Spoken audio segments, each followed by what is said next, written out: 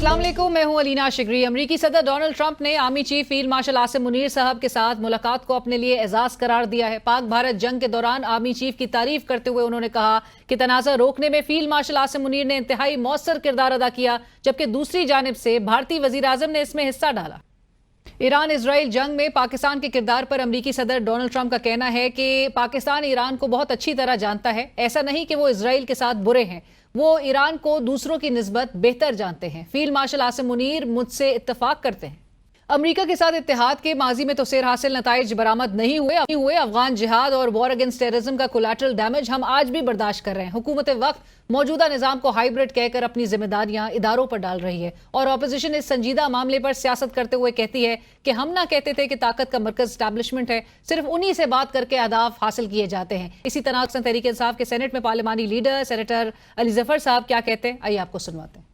एक चीज जरूर है कि जब हम एस्टेब्लिशमेंट से बात करने की बात करते थे तो हमारा मजाक उड़ाया जाता था, तो अब तो ये स्टेटस काफी नजर आ गया है कि बड़ी अहमियत है उनसे बात करने की, इसलिए क्योंकि प्रेसिडेंट ट्रंप भी कर रहे हैं।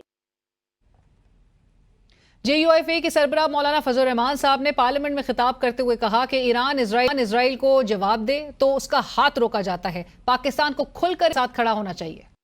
जुडिशल कमीशन ने आईनी बेंच के सरबराह जस्टिस अमीनुद्दीन खान और दीगर बेंचेस की मुद्दत में 30 नवंबर तक तौसी की मंजूरी दे दी है। इससे कबल दिसंबर 2024 में जुडिशल कमीशन ने आईनी बेंच को 6 माह के लिए तौसी दी थी। दूसरी जानिब सुप्रीम कोर्ट के आईनी बेंच ने 3 जजेस का इस्लामाबाद हाई कोर्ट में तबादला आईनी और कानूनी करार देते हुए इस्लामाबाद हाई कोर्ट के 5 जजेस की जानिब से दायर करदा दरख्वास्तें मुस्तरद दी हैं। अदालत ने 3-2 के अक्सरियती फैसले में कहा कि सदर पाकिस्तान का 1 फरवरी 2025 के तबादले का नोटिफिकेशन आईनी है और आइन के आर्टिकल 200 के तहत जजेस को एक हाई कोर्ट से दूसरी हाई कोर्ट मुंतकिल करना सदर का इख्तियार है। इख्तिलाफी नोट में 2 जजेस जस्टिस नईम अख्तर अफगान और जस्टिस शकील अहमद ने इस फैसले से इख्तिलाफ करते हुए लिखा कि तबादले का इख्तियार जुडिशल कमीशन के दायरा कार में आता है। मुस्तकिल तबादला आइन की शिकों के खिलाफ और बदनीयती पर मबनी था, लिहाजा नोटिफिकेशन को गैर आइनी करार देकर मनसूख किया जाए। अदालत का मजीद कहना है कि सीनियरिटी और मुस्तकिल या आर्जी तबादले से मुतालिक वजाहत सदर पाकिस्तान करेंगे और जब तक ऐसा ना हो जस्टिस सरफराज डोगर बतौर कायम मकाम chief justice Islamabad high court काम करते रहेंगे। हमें ज्वाइन कर रहे हैं इस वक्त प्रोग्राम में जाहिद हुसैन साहब, सीनियर सहाफ़ी तज्ज़ियाकार कॉलमिस्ट हैं आप। जाहिद साहब अस्सलाम वालेकुम, बहुत शुक्रिया प्रोग्राम में ज्वाइन करने के लिए। और हमारे साथ पैनल में मौजूद हैं अनवर इकबाल साहब, आप सीनियर सहाफ़ी तज्ज़ियाकार और हमें इस वक्त वाशिंगटन DC से ज्वाइन कर रहे हैं। अनवर साहब अस्सलाम वालेकुम, बहुत शुक्रिया आपका भी। जाहिद साहब आपकी इजाज़त से मैं चाहूँगी कि अनवर साहब से ज़रा वहाँ का माहौल जो इस वक्त इस मुलाकात को लेकर गुज़िश्ता रोज़ था उसके हवाले से ज़रूर जानें। अनवर साहब, जैसे मैंने कहा कि एक तवील मुलाकात थी, आप इस मुलाकात से के हवाले से बताइएगा क्या माहौल में ये मुलाकात हुई है और क्या क्या अश्योरेंसेस जो है वो करवाई गई, क्या अपडेट्स बाद में इस मुलाकात के बाहर आई? देखें, जहाँ तक मुलाकात के अंदर क्या हुआ वो तो सारा गेस वर्क ही होगा, क्योंकि वहाँ तो सिर्फ हमारे जो आर्मी चीफ थे और ISI के चीफ थे और उनकी तरफ से ट्रंप थे और उनके जो वज़ीर ख़ारजा जो नेशनल सिक्योरिटी एडवाइज़र भी हैं रूबियो साहब वो थे। तो वो फिर ये बात अलबत्ता यह है कि जिस तरह वो 1 घंटे की मुलाकात 2 घंटे तक चली गई, फिर उनको वो वहाँ से कैबिनेट रूम से वो गए वहाँ भी उनके ओवल ऑफिस में भी, तो जाहिर है कॉर्डियल मुलाकात थी, जब भी 2 घंटे तक फैल गई। दूसरी बात एक और है कि बातचीत में क्या हुआ, तो जो पहला और इमीडिएट रिएक्शन किसी का होता है वो ज़्यादा रिवीलिंग होता है। तो सदर ट्रंप बाहर आए तो उन्होंने रिपोर्टरों से बात की, जो मुझसे सवाल किए गए तो उन्होंने सबसे पहले जिस बात का जिक्र किया वो ईरान था। उन्होंने कहा कि पाकिस्तानी जो हैं वो ईरान को हमसे बेहतर समझते हैं, बल्कि बेशतर मोस्ट उन्होंने understand it better most people, बेशतर लोगों से बेहतर समझते हैं। फिर उन्होंने कहा लेकिन they are not bad with Israel, तो यानी इनका इजराइल के बारे में भी रवैया जो है बुरा नहीं है। तो उससे एक बात तो वाज़ह हो गई कि उस मुलाकात में ईरान इसराइल तनाज़े पे बातचीत हुई थी। फिर उसमें उन्होंने एक बात और थोड़ी सी बात बढ़ाई और उन्होंने कहा کہ پاکستان اور میرے خیالات میں اس معاملے پر مماثلت پائی جاتی ہے۔ زاہد صاحب، آپ کی طرف آپ نے انور صاحب کی بھی گفتگو سنی، اور جہاں پر انور صاحب نے امریکی صدر کا جو انیشل جو ریاکشن تھا، جس میں ایک اسرائیل سے متعلق بھی جہاں پر انور صاحب بھی مینشن کرتے ہیں کہ it's not that there bad, یعنی کہ پاکستان جو ہے it's not that there bad with Israel, آلدو ہماری ایک بڑی اسٹیٹڈ پوزیشن ہے زاہد صاحب۔ دوسرا انہوں نے جو یہ بات کہی کہ دے سی واٹس گوئنگ آن جو ایران اسرائیل کے تناظر میں، and he agrees with me, یعنی کہ فیلڈ مارشل وہ کہتے ہیں کہ اگری کرتے ہیں مجھ سے، اتفاق کرتے ہیں۔ امریکہ کا جو سٹانس ہے زاہد صاحب وہ سب کے سامنے ہے اس موجودہ اس تناظر میں، اس کانفلکٹ کے۔ پاکستان ایران کے ساتھ سٹینڈ کرتا ہے، ہم نے اظہار یکجہتی کی ہے ان کے ساتھ۔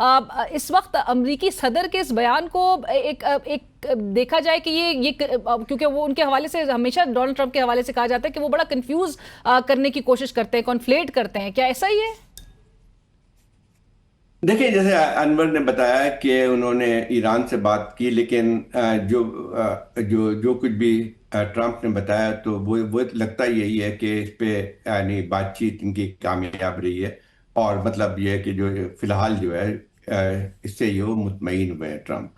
لیکن ہمیں اندر کا باقی چیزیں پتہ نہیں ہے کہ پھر ایران یقین طور پہ لگتا یہی ہے کہ ایران اور جو اسرائیل کی اس وقت کانفلکٹ ہے اس کے بارے میں بہت زیادہ بات ہوئی ہے، کیونکہ اس وقت اگر دیکھا جائے تو پاکستان کی ایک اور بھی حیثیت ہے، ایک جیو اسٹریٹجک پوزیشن جو کہ ہمیشہ رہتی ہے خطے میں، اور خاص طور پہ جو ایران اور اسرائیل کا تنازع چل رہا ہے اور جو کانفلکٹ اور لگتا یہی ہے کہ وہ چیزیں اور حالات خراب ہوں گے، تو یقینی طور پہ پاکستان کی ایک جغرافیکل حیثیت بھی ہے، اور وہاں پہ جو ایران کے ساتھ جو پراکسیمیٹی ہے جو یہ آپ کی، تو وہ اس میں ایک لحاظ سے جو کچھ بھی ہوگا آئندہ چل کے اس پہ پاکستان پہ براہ راست اثر پڑے گا، اور یا پاکستان اس سے براہ راست جو ہے اس کا تعلق رہے گا۔ اور زاہد صاحب، کیا فیلڈ مارشل عاصم منیر صاحب امریکی صدر کو اس بات پر قائل کر سکے ہوں گے کہ وہ اس کانفلکٹ میں، اس جنگ میں جو ہے وہ براہ راست نہ پڑے؟ میں خیال یہ تو پتہ نہیں کہ کیا کیا انہوں نے، کیونکہ جو ہماری طرف سے تو کوئی تفصیل اس کی نہیں آئی ہے کہ ایران اور اس میں کیا بات چیت ہوئی یا ہمارا موقف کیا تھا۔ جو اب تک جو تفصیل آئی ہے جو ISPR کی طرف سے، تو وہ یہ تھا کہ جو جن چیزوں پہ بات ہوئی اس میں جو خطے کی صورتحال، اور پھر اس کے بعد جو بہت ساری ڈومیسٹک صورتحال، یہ کرپٹو کرنسی کے بارے میں اور ریئر ارتھ کے بارے میں، یہ ساری چیزیں تھیں۔ لیکن ایک چیز اور بھی آتی ہے کہ ٹھیک ہے، مطلب ایک ہمیں لگتا یہ ہے کہ بہت بڑا ایک وہ ہوا ہے کہ پہلی دفعہ ایک آرمی چیف کو بلایا گیا ہے وائٹ ہاؤس میں، اور اس کو تقریباً وہی ہے جو یہ ہیڈ آف اسٹیٹ کا جو پروٹوکول دیا گیا ہے اس کو وہاں پہ دیا گیا ہے۔ تو اس میں ایک اور بہت بڑا سوال پیدا ہوتا ہے، وہ ہمارے اپنے اسٹرکچر کے بارے میں دیکھیں۔ اس میں مطلب یہ ہے کہ اس کا مطلب یہ ہوا کہ خود امریکہ بھی یہ سمجھتا ہے کہ بات اس سے کی جاتی ہے جو کہ وہ سب ایک لحاظ سے جو فیصلہ کن طاقت ہو کسی ملک کی، اور یہ پھر وہی بات آ جاتی ہے کہ پھر اس میں اس کا مطلب یہ ہوا کہ جو ہماری ملٹری قیادت ہے وہی وہ سارے جو ہے فیصلے کر سکتی ہے۔ اب مطلب چاہے وہ کرپٹو کرنسی کے حوالے سے ہو، چاہے فارن پالیسی کے حوالے سے ہو، چاہے نیشنل سیکیورٹی کے حوالے سے ہو، یہ تمام چیزیں ہیں۔ دیکھیں، لیکن ایک چیز اور آتی ہے کہ دیکھیں ہماری پاکستان کی اور جو امریکہ کے تعلقات رہے ہیں 75 سال سے، وہ ان کی ہمیشہ جو ایک بنیاد رہی ہے وہ امریکہ کی نیشنل سیکیورٹی کے حوالے سے، تو اس کے جو ہے پازیٹیو اس کے نیگیٹو اثرات بھی بہت پڑتے ہیں۔ وہ ہم نے دیکھا ہے 75 سال کی تاریخ میں کہ جب آپ کسی ملک کے ساتھ ان کے نیشنل سیکیورٹی کے حوالے سے آپ کے تعلقات بنتے ہیں تو اس کے جو ہے لانگ ٹرم اثرات ہمارے پہ جو ہے اچھے نہیں پڑتے ہیں۔ اب وہی بات آتی ہے کہ کیا ہم واپس اس تاریخ کو دہرانے جا رہے ہیں، تو یہ ایک چیز آتی ہے۔ دوسری بات یہ دیکھیں، ایک اور ہم خوشی تو منا رہے ہیں کہ چونکہ وہ کہ بھارت کے مقابلے میں ہمیں وہ مل گئی، لیکن تھوڑا سی سنجیدگی سے غور کرنے والی بات بھی ہے۔ دیکھیں، اصل میں بات یہ آتی ہے کہ ہمارا ایک رہا ہے، ٹھیک ہے، ملٹری کی قیادت جو ہے ہم سب جانتے ہیں کہ ایک لحاظ سے اصل جو ہے طاقت ان کے پاس ہی ہے، جو سسٹم ہے ہمارا سیاسی طور پہ، لیکن اس کی یہ ہوتا ہے کہ آپ کی جو سارے فیصلے جو ہیں اگر صرف ملٹری قیادت کرتی ہے تو اس کے اثرات بہت ہی خراب ہوتے ہیں آگے چل کے، کیونکہ اس میں بات وہی آتی ہے کہ فارن پالیسی اور نیشنل سیکورٹی پالیسی اور ڈومیسٹک پالیسی اور سارے اکنامک پالیسی بھی اگر آپ ساری ملٹری قیادت کو دے دیتے ہیں، اور وجہ یہی ہے کہ ٹرمپ نے اسی لیے بلایا ان کو کہ وہ ان کو سب کو اندازہ اچھی طرح، ہمیں بھی اندازہ یہ ہے کہ کون فیصلے کرتا ہے. تو لیکن اس کے اثرات بہت ہی خطرناک ہوتے ہیں، کیونکہ اس میں دیکھیں ایک دنیا بھر میں جو فارن پالیسی بنتی ہے اس میں آپ کی ایک لحاظ سے جو بھی ہماری جمہوریت کہہ لیں یا جو ہے پارلیمنٹ، ان کی تو حیثیت ہی نہیں رہتی ہے نا. ناظرین وقت ہوا ایک بریک کا، ہمارے ساتھ رہیے. Welcome back. ڈسکشن کو آگے بڑھاتے ہیں. انور صاحب، جو واشنگٹن میں صورتحال ان کچھ روز میں دیکھی گئی وہ یہ تھی کہ ایک طرف احتجاج ہو رہا تھا، ایک طرف ہمیں جو فیلڈ مارشل ہیں وہ خطاب کرتے ہوئے بھی دکھائی دے رہے تھے، اور جو ڈائسپورا تھا اس کے ذرا تاثرات کے حوالے سے آپ کی لوگوں سے بات ہوئی ہوگی. وہ ڈائسپورا، پاکستانی ڈائسپورا جس کا ایک سائزبل چنک ہمیں نظر آتا ہے پاکستان میں جو موسٹ پاپولر پارٹی ہے اس کی سپورٹ میں وہاں پر موجود ہے، اور جنہوں نے ٹرمپ کی کیمپین میں بھی کافی پیسہ صرف ان ہوپس پہ لگایا تھا، اس امید پہ لگایا تھا کہ ٹرمپ کے ری الیکشن کے بعد وہ کوئی نہ کوئی کردار ادا کریں گے عمران خان صاحب کی رہائی سے متعلق. سو وہ ڈائسپورا اس کا کیا رد عمل تھا؟ دیکھیں، پہلے تو جس دن انہوں نے آنا تھا، پہلے یعنی یہ کہا یہ جا رہا تھا کہ وہ پریڈ جو تھی 14 تاریخ کو اس دن آئیں گے اور اس میں شریک بھی ہوں گے. تو اس دن ڈائسپورا نے کافی بڑا، امریکہ کے لحاظ سے 500 آدمی، 500-600 آدمی تھے کم از کم، 500-600 آدمی کو آ جانا بہت بڑی بات ہوتی ہے. وہ وہاں ایمبیسی کے سامنے جمع ہو گئے تھے. اس کے علاوہ جب ان کا ابھی سے 2 دن قبل جو ان کا عشائیہ تھا، عشائیہ میں بھی ان کے باہر لوگ آ کے چھوٹے چھوٹے گروپ میں مسلسل نعرے لگاتے رہے، مظاہرے کرتے رہے ہوٹل کے سامنے. بلکہ جس وقت وہ آئے اپنی گاڑیوں سے اتر رہے تھے، آرمی چیف بھی اور دیگر مہمان بھی، اس وقت بھی انہوں نے آ کے نعرے لگایا اور عمران خان کی رہائی کا مطالبہ کیا. تو یہ تو ایک حقیقت ہے کہ ڈائسپورا یہاں جو ہے، پاکستانی جو ہے امریکہ میں رہنے والے، ان کی بہت بڑی تعداد اب بھی عمران خان کی حامی ہے. اور صدر ٹرمپ سے جو ان کے حکومت کے تعلقات میں اضافہ ہوا ہے، اس سے ان میں مایوسی پائی جاتی ہے. لیکن مجھے یہ بات نہ اس وقت سمجھ آتی تھی نہ اب سمجھ آتی ہے کہ انہوں نے صدر ٹرمپ سے یہ توقع کیوں لگائی تھی کہ وہ عمران خان کی رہائی کی کوشش کریں گے.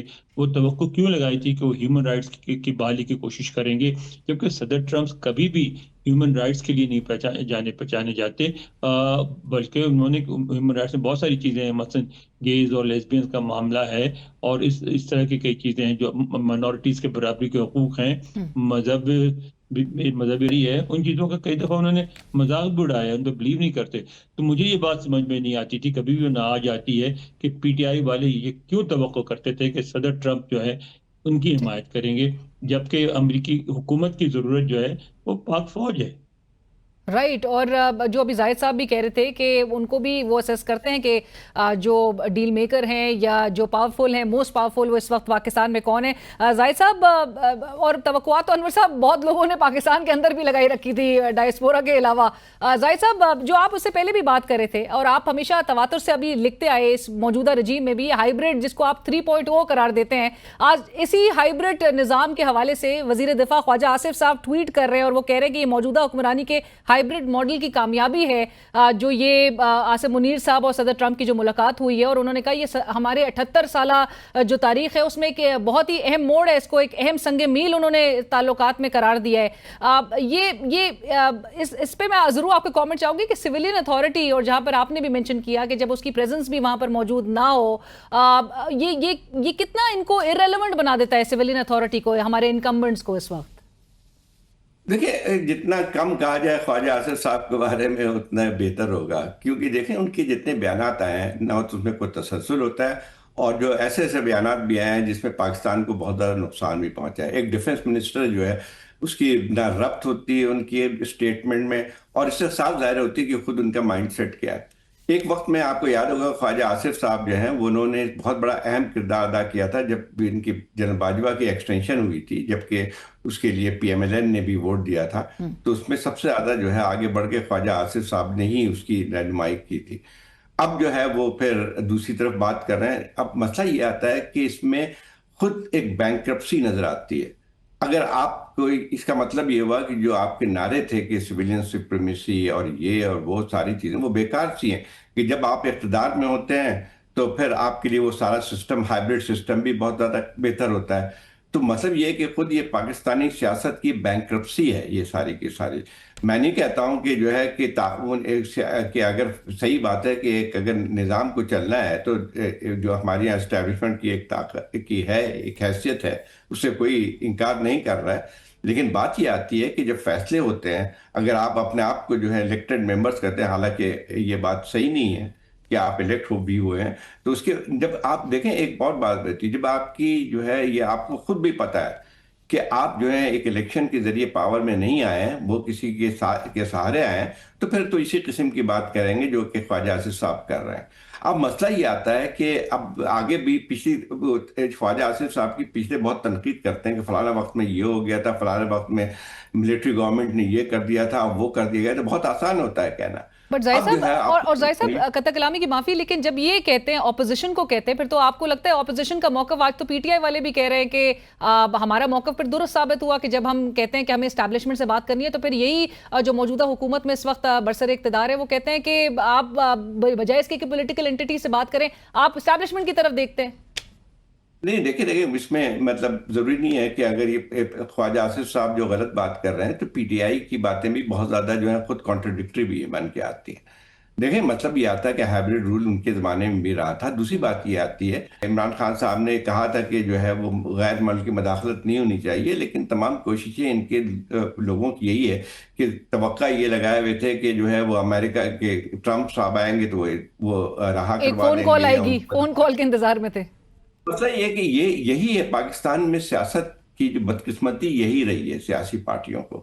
ایک تو یہ تھا اگر فرض کیجئے کہ آپ اپنی جنگ جو ہے باہر نہیں لڑ سکتے ہیں، اور یہ ہر سیاسی پارٹی کا المیہ پاکستان میں یہی رہا ہے کہ جو ہے وہ دیکھتے یعنی بات کچھ اور کرتے ہیں، دیکھتے کسی اور طرف ہے. جیسے ایک زمانے میں کہا جاتا تھا کہ پاکستان میں اقتدار جو ہے وہ 3 A سے بنتا ہے، آرمی، اللہ اور اس کی بات آتی تھی کہ جو ہے آرمی، اللہ اور امریکہ.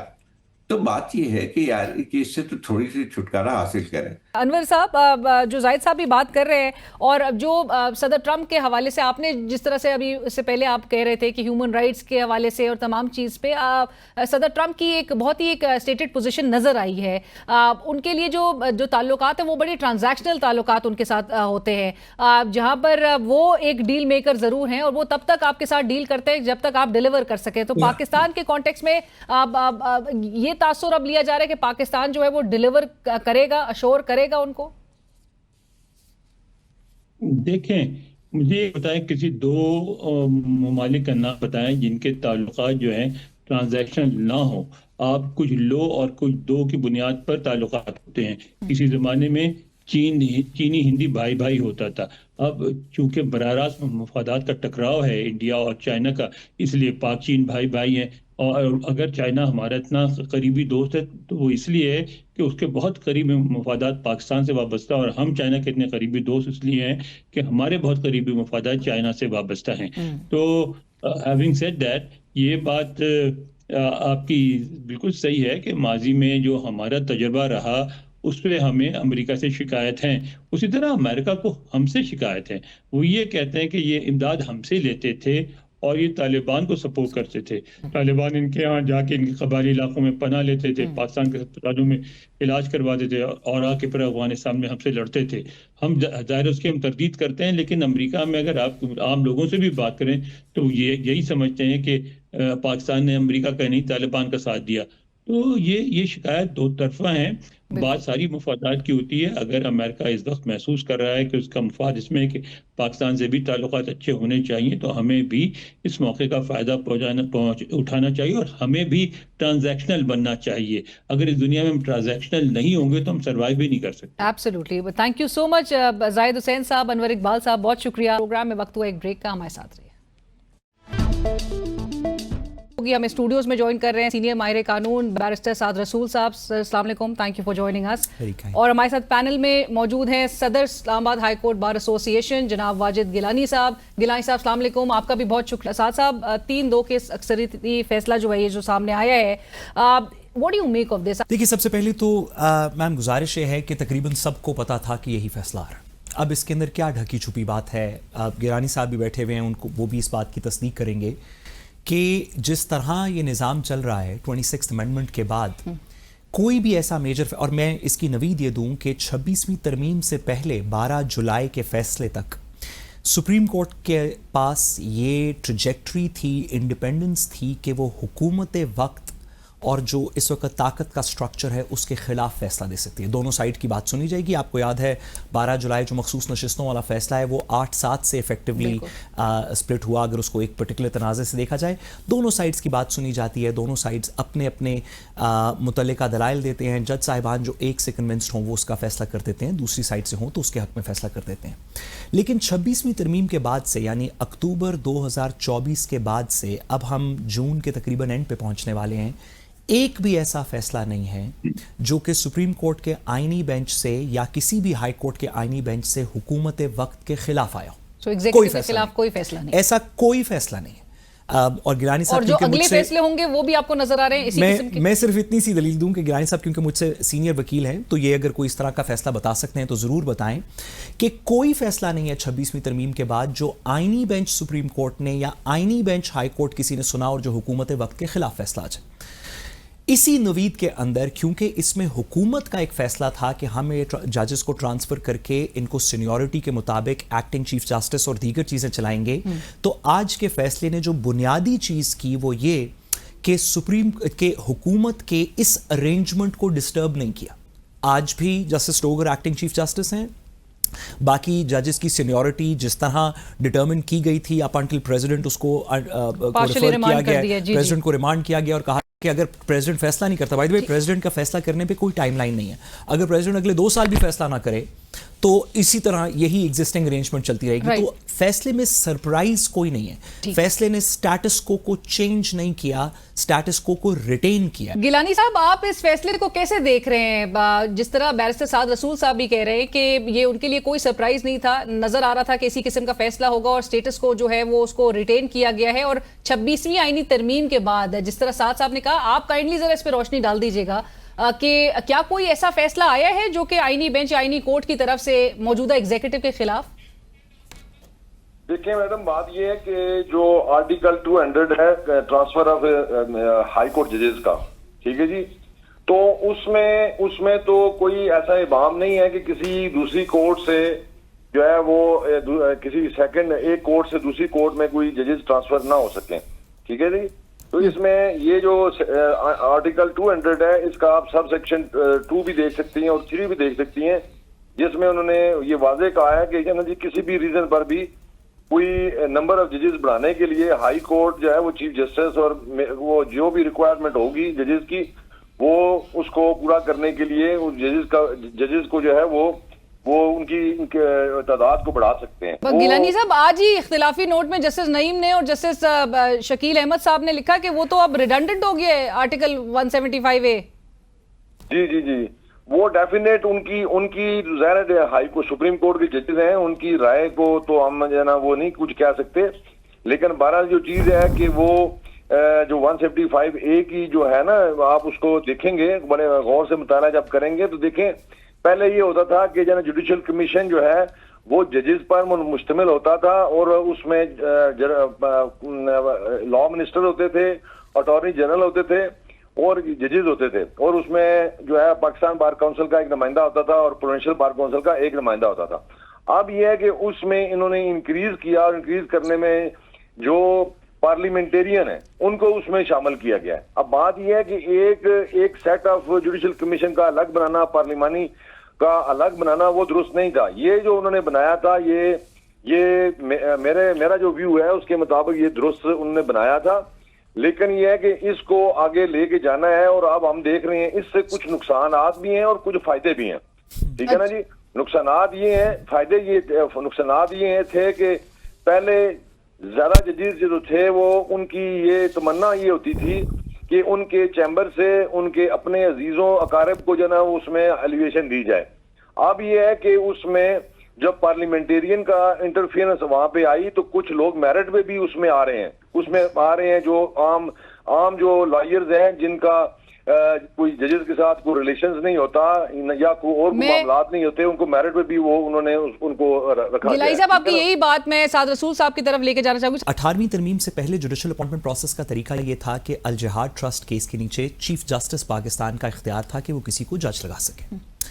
یہ بات ہوئی کہ اس کو کسی پلورالٹی کے اندر آنا چاہیے، یعنی کہ ایک شخص کے پاس یہ اختیار نہیں ہونی چاہیے، کسی کمیٹی کے پاس ہونا چاہیے. جو 18ویں اور 19ویں ترمیم کے نیچے جوڈیشل کمیشن بنایا گیا، اس میں ججز جو کہ کسی پولیٹیکل پارٹی کا حصہ نہیں ہوتے، جو کہ سب سے بہترین جانتے ہیں کہ کون سا وکیل ان کے سامنے پیش ہوتا ہے، وہ کتنے عرصے سے ہوتا آ رہا ہے. جو سپریم کورٹ کے ججز ہیں جو جوڈیشل کمیشن کا حصہ ہیں، وہ 15-20 سال سے ججز ہیں. ان کی میجورٹی دی گئی، ان کو کہا گیا کہ آپ کی میجورٹی کا ایک کمیشن انڈیپینڈنٹلی فیصلے کر دے کہ ججز کس کو لگنا چاہیے.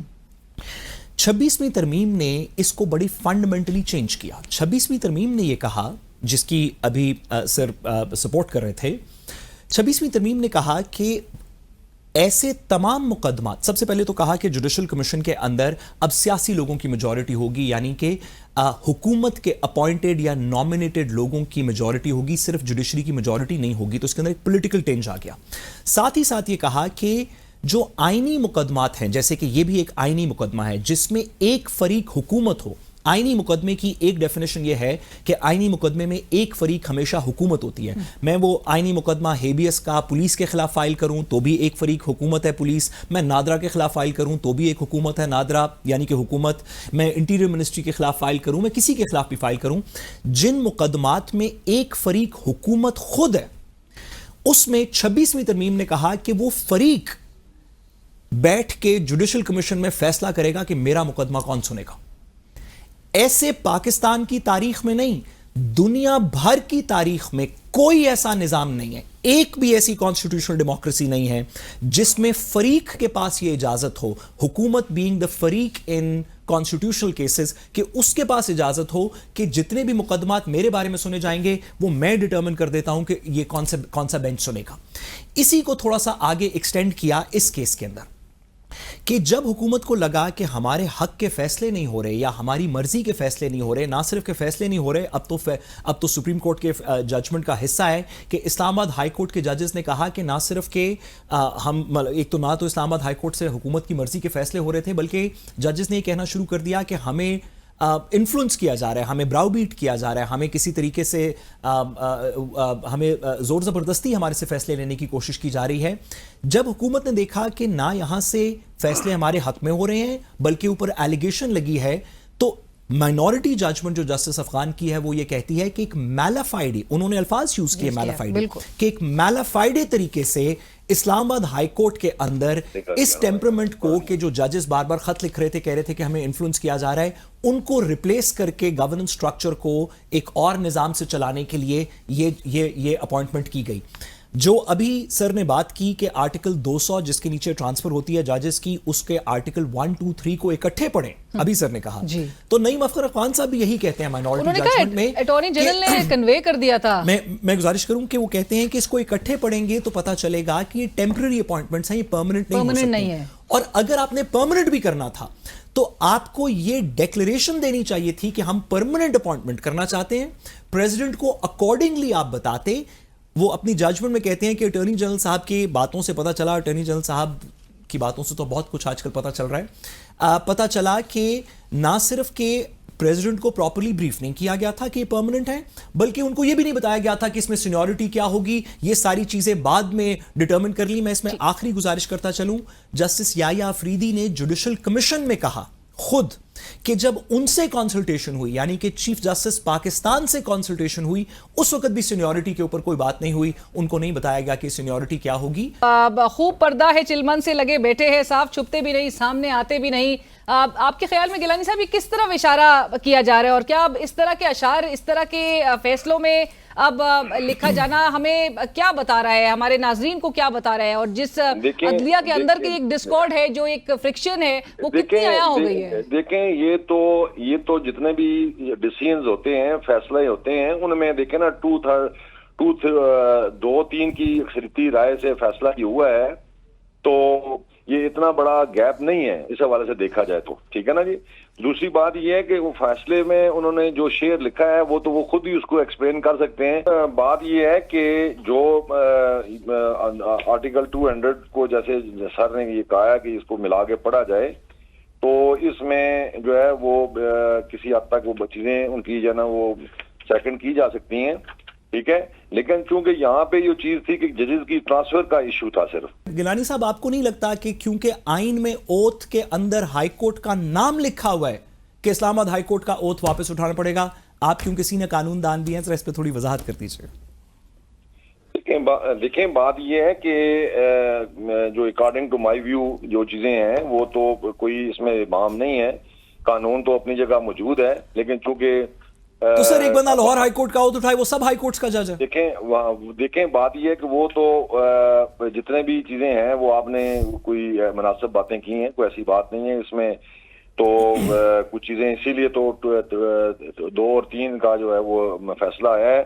اگر ایسی بات اگر نہ ہوتی تو لازمی بات یہ کہ اکثریتی رائے یعنی کہ مینز کے جو ہے وہ 5 کے 5 جو رکنی بینچ آئینی بینچ تھا وہ مکمل طور پہ اس چیز کے اس پہ لے کے آتے. سر جب چیف جسٹس صاحب نے خود بھی کہہ دیا کہ مجھے بھی نہیں بتایا گیا کہ سینیورٹی کیا ہوگی، تو سر آپ کو اس میں میلافائڈی نہیں نظر آتا؟ دیکھیں اب میلافائڈی ججز کی فیصلوں پر تو ہم یہ نہیں کہہ سکتے کہ انہوں نے کہیں میلافائڈی. سر ایگزیکٹو فیصلہ ہے نا، یہ جوڈیشل فیصلہ تو نہیں ہے نا، ایک ایگزیکٹو فیصلہ ہے کہ آپ جج کو ٹرانسفر کر دیں گے، اس میں میلافائڈی کیوں نہیں ہو سکتا؟ دیکھیں جس وقت فیصلہ آ جاتا ہے یہ تو میرے نزدیک تو یہ کنٹیمپٹ بھی بنتی ہے کہ ہم ان کو یہ کہیں کہ آپ نے یہ غلط فیصلے کیے. سر سپریم کورٹ کی کنٹیمپٹ تو اب ختم ہوگی نا، 12 جولائی کا فیصلہ آج تک امپلیمنٹ نہیں کیا، سپریم کورٹ کے فیصلوں کی کنٹیمپٹ تو اب نہیں ہوتی. اگر کسی کو اس فیصلے پہ ہمیں اگر اعتراض ہو سکتا ہے تو ہم ریویو میں بھی جا سکتے ہیں، یہ ریویو میں لوگ جا سکتے ہیں جو پٹیشنر تھے اس میں سے. آپ کو اس کو تھوڑا ایکسپلین کروں، ایک چھوٹی سی بات جو اس کے اندر ایکچوئل مسچف ہے، اور ہم ان متعلقہ ججز کی بات نہیں کریں گے، صرف پرنسپل پہ بات کریں. ہم جسٹس ڈوگر کی، جسٹس سومرو وغیرہ کی بھی بات نہیں کریں، اگر پرنسپل پہ بات کریں. آپ ایک جج کو لیٹ سے سندھ ہائی کورٹ سے نمبر 10 سے اٹھائیں، نمبر 20 سے اٹھائیں، لاہور ہائی کورٹ سے نمبر 30 سے اٹھائیں، آپ انہیں اسلام آباد لے آئیں یا بلوچستان لے جائیں جہاں پہ وہ سینئر ہو جائیں، لیٹ سے نمبر 3 ہو جائیں، نمبر 2 ہو جائیں، آپ انہیں چیف جسٹس لگا دیں. ابھی ان کی باری اگلے 10 سال نہیں آنی تھی اپنے متعلقہ ہائی کورٹ میں. لیٹ سے لاہور ہائی کورٹ سے کوئی نمبر 15 سے ہو یا 20 سے ہو تو اس کے اوپر بھی 15-20 جج ہیں. آپ اس کو ٹرانسفر کر کے اسلام آباد لے کے آئیں، چیف جسٹس لگائیں، سال ایک چیف جسٹس رکھ کے سپریم کورٹ لے جائیں. تو وہ جتنے لاہور ہائی کورٹ کے جج تھے جو ان سے سینئر تھے، جنہوں نے سینئر رہنا تھا، جو سپریم کورٹ بھی سینئر ہوتے، وہ سارے ان سے جونیئر ہو گئے ایک لمحے کے اندر. کیونکہ وہ کام جو آپ ڈائریکٹلی نہیں کر سکتے تھے کہ آپ ایک جونیئر جج کو لاہور ہائی کورٹ میں سپریم کورٹ نہیں لے کے جا سکتے تھے، آپ نے پہلے تھوڑی دیر کے لیے ٹرانسفر کیا، 6 مہینے کے لیے، پھر اس کو سپریم کورٹ لے گئے. اگر یہ دروازہ کھل گیا براڈر انٹینشنز آپ کو یہی نظر آ رہی ہیں. ہوگا یہ کہ آپ ایک ایڈیشنل جج کو سندھ ہائی کورٹ کے اندر لے کے آئیں گے، آپ اس کو تھوڑی دیر بعد ٹرانسفر کر دیں گے، وہ لیٹ سے کنفرم ہو جاتے ہیں سال 1.5 سال بعد، آپ اس کو ٹرانسفر کر دیں گے بلوچستان میں جہاں پہ وہ ٹاپ 3 میں سینئر میں ہوں گے. آپ ان کو 1 سال کے لیے چیف جسٹس لگائیں گے اور 3 سال بعد ہائی کورٹ کے اندر ہی، مطلب 2 سال سندھ ہائی کورٹ میں کر لیا، سال بلوچستان کے اندر کر لیا، اسلام آباد میں کر لیا، آپ انہیں سپریم کورٹ لے جائیں. اب وہ تمام لوگ جو ہر اپنی اپنی ہائی کورٹس میں تھے، جو سینئر تھے، جن کی ایکسپیکٹیشن تھی کہ ہم اس سے پہلے پہنچیں گے سپریم کورٹ، ہم چیف ان سب کو آپ نے سرکموینٹ کر دیا. وہ کام جو ڈائریکٹلی آپ کر نہیں سکتے تھے وہ انڈائریکٹلی کر دیا. اور میں یہ پورے پروسیس کو جو ہے وہ بائی پاس کر کے رولز کو جو ہے وہ رولز کے اگینسٹ جا کے چینج کر کے یہ سب کچھ کیا جائے گا. دیکھیں جی بات یہ ہے کہ اب یہ ججمنٹ آ چکی ہے، ڈیفینیٹ یہ کہ اب اس ججمنٹ کے مطابق ہی فیصلہ انہوں نے آگے چلنا ہے، اس معاملات کو لے کے جانا ہے. آپ سپورٹ کرتے ہیں؟ دیکھیں سپریم کورٹ کا کوئی بھی فیصلہ ہوتا ہے اس کو ہر وکیل کو وہ اس کو سپورٹ کرتا ہے. 12 جولائی کا بھی فیصلہ تھا نا، پھر نہیں سپورٹ کیا گیا. الیکشن کر دینے کا وقت پہ بھی فیصلہ تھا، نہیں سپورٹ کیا گیا. صرف یہ والا فیصلہ سپورٹ ہو رہا ہے سر؟ نہیں، جو فیصلہ جات ہائی کورٹ سے آتے ہیں یا سپریم کورٹ سے آتے ہیں، ڈیفینیٹ اگر کوئی کسی پارٹی کو اس پہ اعتراض ہوتا ہے یا اس پہ امپیون کرنا چاہتا ہے تو اپیلنٹ فورم پہ وہ جاتے ہیں. ڈیفینیٹ یہ ہے کہ اس میں آگے جو ریویو ہے، پٹیشن ہے، وہ جو متاثرہ فریق ہیں وہ ان میں فائل کریں گے. تو وہاں سے اگر کوئی چیز ان کو ملنی ہوئی تو وہاں سے ان کو ریلیف مل جائے گا. میری تو یہی اتنی سی گزارش ہے. साथ साहब कितने जजेस इम्पैक्ट होंगे इस बहुत ज्यादा। एक जज जो कि नंबर 30 पे थे वरना, और बाकी 29 उनसे ऊपर थे, ना सिर्फ कि अपनी हाई कोर्ट में 29 ऊपर थे, सिंध हाई कोर्ट के अंदर उनसे सीनियर जजेस मौजूद होंगे, इस्लामाबाद में मौजूद होंगे, पेशावर में मौजूद होंगे। ये अपॉर्चुनिटी क्रिएट हो जाएगी कि आप बड़ी हाई कोर्ट से, जहां से लोगों को सुप्रीम कोर्ट लेके जाने में काफी साल लग जाते हैं, आप वहां से किसी को छोटी हाई कोर्ट में लेके आएं जहां उसकी सीनियरिटी बेहतर हो और ऊपर सुप्रीम कोर्ट ले जाएं। ये अल्लाह करे कि ऐसे इस्तेमाल ना हो, लेकिन ये पॉलिटिकल और स्टेट फेवर देने के लिए भी बात की जा सकती है। एक जज जो कि लेट्स से कि गवर्नमेंट ऑफ द टाइम के हक में है, लेकिन वो बहुत जूनियर है पेशावर हाई कोर्ट में, तो आप उसे ट्रांसफर करके बलूचिस्तान इस्लामाबाद ले आए, उसके बाद उसे सुप्रीम कोर्ट ले जाएं, वहां बिठाई रखें, क्योंकि जितना प्रोसेस है ट्रांसफर का 200 वो भी गवर्नमेंट की मर्जी से होना है, जब वो चीफ जस्टिस अपॉइंट होंगे वो भी गवर्नमेंट की मर्जी से होना है, जब एलिवेशन होनी है तो वो भी उस जुडिशल कमीशन ने करनी है जो गवर्नमेंट की मेजॉरिटी वाली है 26वीं तरमीम के बाद। गवर्नमेंट के पास ये जो इख्तियार है, ये जुडिशल इंडिपेंडेंस को खत्म करते हैं। But thank you so much Gilani साहब, बारिस्टर साद रसूल साहब, आपका भी बहुत शुक्रिया। इसी के साथ ही प्रोग्राम की टीम अलीना शिगरी को इजाजत दीजिए। अल्लाह हाफिज।